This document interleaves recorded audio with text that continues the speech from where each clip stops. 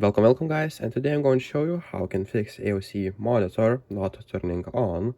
So what we'll basically need to do is, first things first, make sure your power cable is placed in the right place and it is stuck there pretty good, because otherwise if that cable is loose, your monitor will not turn on.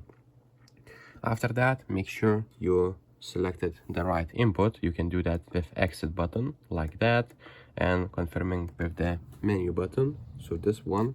So make sure if you're on HDMI 1 or HDMI 2, make sure to select right here. And if that doesn't fix your problem, make sure to try to turning to another device and trying even seeing if monitor works.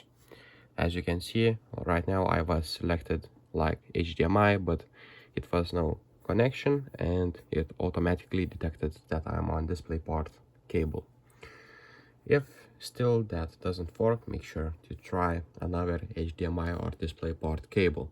That should fix your problem. So if this video was helpful, please make sure to subscribe to guide to everything, comment down below for the algorithm, and see you in the next one.